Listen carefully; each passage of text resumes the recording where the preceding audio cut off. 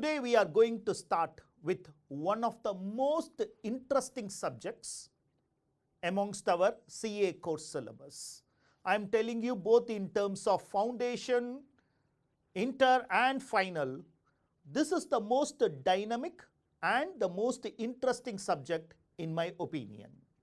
I'll tell you why it is interesting, I'll tell you why it is dynamic, so that you will also be enjoying and appreciating the subject as much as I am teaching or as much as I am enjoying the subject. Well, the subject which I am going to speak about or which I am going to share my knowledge is income tax, a part of direct taxation. Why income tax, or what makes income tax so very interesting? What is the object of this tax? Why am I saying that this is the dynamic taxation system? Why am I saying that this is going to be the most popular or going to be the most preferred subject? Let me go around and tell you all these things. Basically, my dear friends, all the subjects of our CA course touches upon various people, right from our foundation level, right from the course main aspect of accountancy to the financial management, to the laws, the various laws which you are going to study. All of them touches upon various persons at various wavelength. But here is a subject which is very dynamic in its nature, that it touches upon every individual directly. It picks the money directly from his pocket, and that's why this subject gets all the more the attention and all the more the importance. Trust me, when you go and start telling people that you have started understanding and learning income tax, the first question they will ask you is, can you somehow reduce my tax? I am paying too much of taxes. They won't even believe that you are just in the introduction arena. You are not yet familiarized with the subject. But they want to somehow reduce the burden of their pocket. You know, that is the dynamism of the subject. That is the impact this subject can create and this law can create, because it touches upon every person who you come across. It can be your parents, it can be your neighbors, your seniors, your peers, or whoever you are going to meet. They are going to have a question on this. The number of people the other subject touches or the impact that is going to create might be definitely lesser than the impact of this particular subject. And that's why I say this is a most dynamic subject, and it keeps evolving, it keeps changing year to year. So I am very passionate about teaching this subject to you. I'm very happy to teach this subject, to share my little knowledge on this subject. And I'm very confident that you will also start enjoying the subject as much as I'm going to enjoy it. Well, why taxes? Is taxes essential? Should government collect taxes? Okay. And why does the government want to levy these type of taxes? These things are going to be the predominant thing to start with in the introduction unit 1. We are going to understand this. Tax is the commitment, okay, or the benefit that is provided by the government. Friends, any benefit that comes to you, you need to pay something. Any benefit that comes to you, you need to pay something for that benefit. The classes that you are now watching is the benefit which comes to you, for which you are shedding a part of your savings. the various entertainment, amusements, benefits which accrues to you has a cost associated to you. Similarly, my dear friends, government provides various benefits across to the population of the country. Okay? So government provides various benefits and there is a cost associated for that benefit, which is what they collected in the name of taxes. So the various resources or the various benefits provided by the government comes to you with a cost, and that cost they are not directly collecting from you for this give me so much, for that particular, for the subsidy we are giving, for the various benefits we are providing, for the infrastructure we are providing, give me this. They are not collecting it individually. They are collecting it individually apart, and collectively they collect it in the name of taxes. Broadly, there are two types of taxes: direct and indirect taxes. I am just saying this is broadly the division, that is direct and indirect taxes. That's how the government collects the revenue. Well, what is the difference? See, throughout your study, probably at the end of the final only you will be able to understand the whole difference between the direct and indirect taxes. What I am going to give you now is just a bird's eye view of this difference between direct and indirect tax.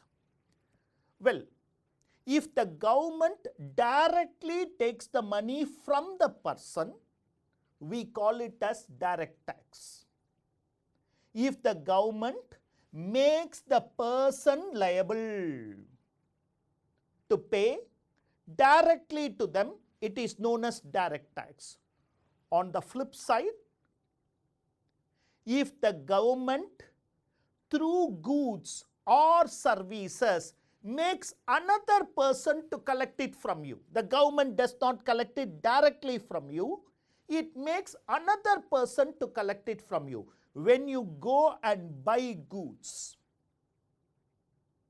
apart from the charges you are paying for the goods, you are also paying something known as a tax component, which we popularly call it as GST, goods and service tax. Okay? So that is also there. When you go and get a service, then if you go to a chartered accountant for filing your income tax return, for filing for computation of your income, for getting some certificate, and you are paying them a fee. Apart from the services, you also pay for the taxes. Here you are not paying it to the government, you are paying it to the chartered accountant. He collects it, he remits it to the government. So it is not directly collected by the government from you, or in other words, you are not directly paying it to the government. You are paying it to a person who in turn pays it to the government many times. This component, this value might even not be known, because they will put 400 rupees inclusive of taxes. Whereas direct tax, the component, the computation, the methodology, and the direct link with the government will be established. As I told you, the differences will go on and on and on and on. And when you go through your final, you will understand that suppose if a person is not paying the direct tax component, he is penalized. Suppose if there is an indirect tax which is not paid, the goods are confiscated. Do you understand? Okay, so like that, I am not going to give you the holistic difference of what is meant by direct tax and what is meant by indirect tax. I am just giving you a small idea as to what is meant by direct and indirect tax, so that as the class goes by, you will also understand it along the 6B paper of indirect tax of GST, these differences. So do not worry about this. Confining myself to the most passionate area, what I'm trying to do is converting my passion into your passion. I'm going to talk about what is income tax. Friends, every law has a purpose. Every law has a specific purpose.